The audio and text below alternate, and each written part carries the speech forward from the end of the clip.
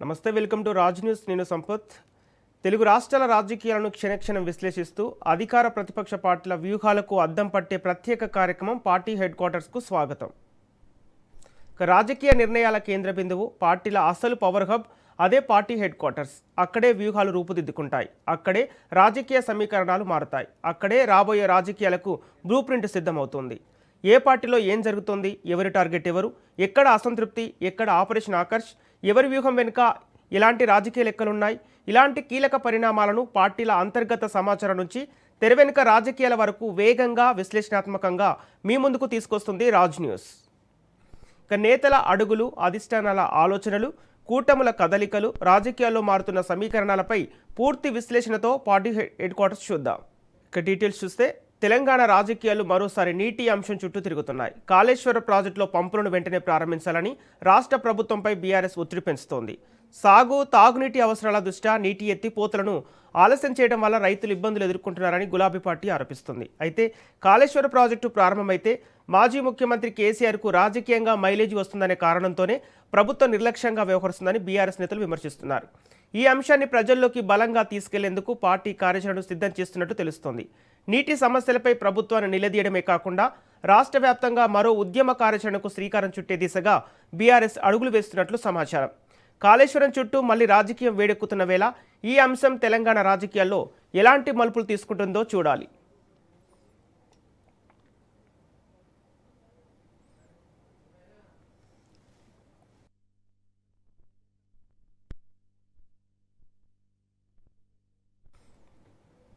ఇదే అంశానికి సంబంధించి పూర్తి డీటెయిల్స్ మా ప్రతినిధి సైదులు లైవ్ ద్వారా అందిస్తారు.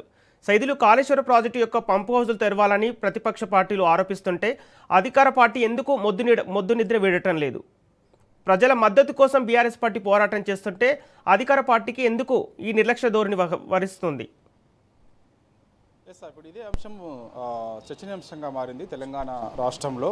కాబట్టి రాష్ట్ర ప్రభుత్వం పైన ఒత్తిడి తెచ్చేందుకు బీఆర్ఎస్ పార్టీ ఒక వ్యూహ రచన చేసుకుంటూ ముందుకెళ్లాలని కూడా భావిస్తుంది. ఎందుకంటే ఉత్తర తెలంగాణలో ఇప్పటికే పంటలు పూర్తిగా ఎండిపోయి రైతులు ఇబ్బందులు పడుతున్నారని, కాళేశ్వరం పంప్ హౌజ్ లాంచ్ చేస్తే రైతులకు కొంత మేలు జరుగుతుందని తెలిసి కూడా కాళేశ్వరం ప్రాజెక్టు కట్టింది కేసీఆర్. కాబట్టి కేసీఆర్ పైన ఒక బురద జల్లేలా దురుద్దేశంతోనే ఈ యొక్క పంప్ హౌజ్ లాంచ్ చేయకుండా రాష్ట్ర ప్రభుత్వం నిర్లక్ష్యం చేస్తుందని కూడా బీఆర్ఎస్ పార్టీ ముఖ్య నాయకులందరూ కూడా చెప్తూ వస్తున్నారు. కాబట్టి ఇప్పటికైనా సరే మేడిగడ్డ దగ్గర పోతున్నటువంటి నీళ్లను ఒడిసి పట్టుకొని కన్నేపల్లి పంప్ హౌజులు ఆన్ చేసి వెంటనే రైతులకు నీళ్లు ఇవ్వాలని కూడా ప్రధానంగా డిమాండ్ చేస్తూ ఉన్నారు. కాబట్టి మేడిగడ్డ వంక చూయించి అక్కడ నీళ్ళే లేవని చెప్పడం హాస్యాస్పదంగా ఉన్నదంటూ కూడా బీఆర్ఎస్ పార్టీ నాయకులు తీవ్ర స్థాయిలో రాష్ట్ర ప్రభుత్వం పైన, ముఖ్యమంత్రి రేవంత్ రెడ్డి పైన, మంత్రి ఉత్తమ్ కుమార్ రెడ్డి పైన విమర్శల వర్షం కురిపిస్తున్నారు.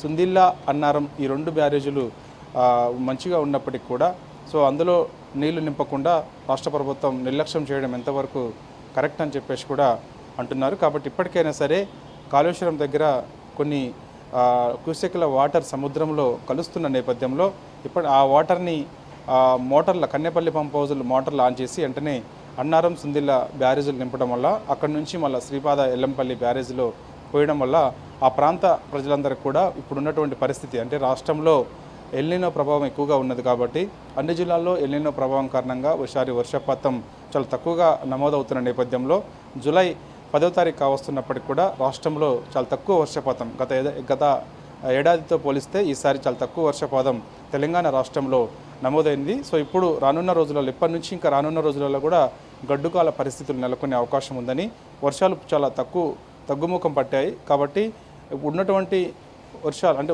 కురుస్తున్నటువంటి వర్షాలకు అదేవిధంగా ఉన్నటువంటి నీళ్ళని ఒడిచిపట్టుకొని వాడుకోవడం వల్ల ఇటు తాగు అదేవిధంగా సాగునీటికి ఉపయోగపడుతుందని చెప్పేసి కూడా చెబుతున్నప్పటికీ కూడా రాష్ట్ర ప్రభుత్వం మాత్రం నిర్లక్ష్యం ఈడడం లేదని చెప్పేసి కూడా విమర్శల వర్షం బీఆర్ఎస్ పార్టీ కురిపిస్తుంది. కాబట్టి ఇప్పటికైనా సరే ఇటు హైదరాబాద్ పరిధిలో ఉన్నటువంటి ప్రాంత ప్రజలకి ఎటువంటి తాగునీటి కష్టాలు లేకుండా చూడాలని, అదేవిధంగా ఉత్తర తెలంగాణలో ఉన్నటువంటి రైతులకు ముఖ్యంగా సాగునీటి కష్టాలు లేకుండా చూడాలని చెప్పేసి కూడా సూచన చేస్తున్నప్పటికీ కూడా రాష్ట్ర ప్రభుత్వం మాత్రం నిర్లక్ష్యం చేస్తూ వస్తుందని చెప్పేసి కూడా తీవ్ర స్థాయిలో బీఆర్ఎస్ పార్టీ మండిపడుతుంది. ఓకే, సైజులో అంటే ఇప్పుడు ఎరువుల పంపిణీ విషయంలో ప్రభుత్వం ఫెయిల్ అయింది. అలా విధంగా ధాన్యం కొనుగోలు విషయంలో కూడా జాప్యం చేస్తూ వచ్చింది. ఇప్పుడు నీళ్ల అంశము బీఆర్ఎస్ ప్రతిపక్ష పార్టీకి కలిసి వచ్చే అవకాశాలు ఉన్నాయా? రైతుల మద్దతు కూడగట్టుకునే అవకాశం ఉందంటారా? ఖచ్చితంగా సంపత్, ఎందుకంటే గతంలో చూస్తే ఈ యొక్క యూరియా కొరత కారణంగా పోయిన యాసంగి తర్వాత ఖరీఫ్, ఇప్పుడు ఖరీఫ్ యూరియా కొరత ఎక్కువగా ఉంది, రైతులు ఇబ్బంది పడుతూ ఉన్నారు. కాబట్టి ఇక ఎరువుల విషయంలో కూడా ఎరువులు దొరక్క రైతులు ఇబ్బందులు పడుతున్నారు. కాబట్టి ఇప్పుడు నీళ్ళ సమస్య ఎక్కువగా ఉంది. కాబట్టి ఇటు దక్షిణ తెలంగాణలో నీళ్ళ సమస్య ఎక్కువగా ఉంది, అదేవిధంగా ఉత్తర తెలంగాణలో సాగునీటి కష్టాలు ఎక్కువగా ఉన్నాయి. కాబట్టి ఖచ్చితంగా రైతులందరూ కూడా బీఆర్ఎస్ పార్టీ వైపే చూస్తున్నారని చెప్పేసి కూడా బీఆర్ఎస్ పార్టీ నాయకులు చెప్తున్నారు. బీఆర్ఎస్ పార్టీ ఎప్పుడు ఎటువంటి పిలుపునిచ్చినా కూడా రైతులు రోడ్లపైకి వచ్చి నిరసన చేసేందుకు సిద్ధంగా ఉన్నారని చెప్పేసి కూడా అంటున్నారు. కాబట్టి సో ఎప్పటికైనా సరే రైతుల సమస్యల్ని పరిష్కరించాలని చెప్పేసి కూడా ప్రధానంగా బీఆర్ఎస్ పార్టీ రాష్ట్ర ప్రభుత్వం డిమాండ్ చేస్తూ ఉంది. కాబట్టి ఇప్పటికైనా సరే ఇంకా, ఎందుకంటే రైతులు అనేక ఇబ్బందులు, అంటే ఇప్పుడు యాక్చువల్గా మనకి జూలై 10వ తారీఖు వస్తున్న నేపథ్యంలో ఈ యొక్క సీజన్లో, ముఖ్యంగా ఖరీఫ్ సీజన్లో నార్లు పోసుకొని ఉన్నటువంటి రైతులు ఎవరైతే ఉన్నారో వారికి ముఖ్యంగా సాగునీళ్ళు లేకపోవడం వల్ల పూర్తిగా నార్లను ఎండిపోయి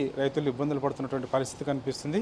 సో ఇంకా చాలామంది ఎదురు చూస్తున్నారు, దుక్కులు తిని ఇంకా నీళ్ళ కోసం ఎదురు చూస్తున్నారు. కాబట్టి సో ఆ సమస్య మరింత జటిలమయ్యే అవకాశం ఉన్న నేపథ్యంలో రాష్ట్ర ప్రభుత్వం ఈ యొక్క నిర్లక్ష్యం వీడి, అంటే కాళేశ్వరం ప్రాజెక్టు కట్టింది కేసీఆర్, కాబట్టి కేసీఆర్కి మంచి పేరు వస్తుందనే ఒక దురుద్దేశంతో రైతుల్ని ఈ విధంగా ఇబ్బంది పెట్టడం సరైనది కాదని చెప్పేసి కూడా బీఆర్ఎస్ పార్టీ నాయకులు చెప్తూ వస్తున్నారు.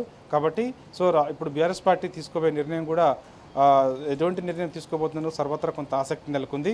ఒక ప్రణాళికంగా ముందుకెళ్లాలని చెప్పేసి కూడా భావిస్తుంది.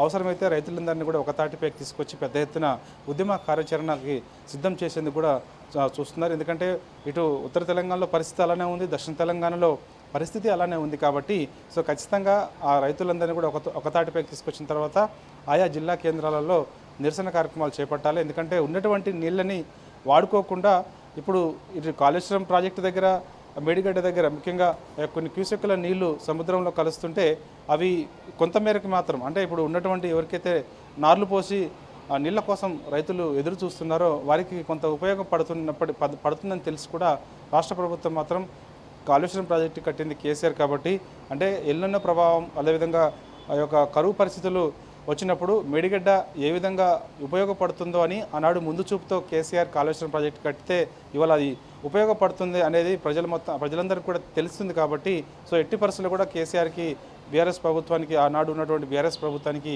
మంచి పేరు రావద్దన్న ఒక ఉద్దేశంతో ఆ యొక్క కక్ష సాధింపులో చర్యలే భాగంగా రాష్ట్ర ప్రభుత్వం ఈ విధంగా వ్యవహరిస్తుందని చెప్పేసి కూడా బీఆర్ఎస్ పార్టీ నాయకులు తీవ్రస్థాయిలో మండిపడుతున్నారు. Sampath. Okay, thank you Saidulu.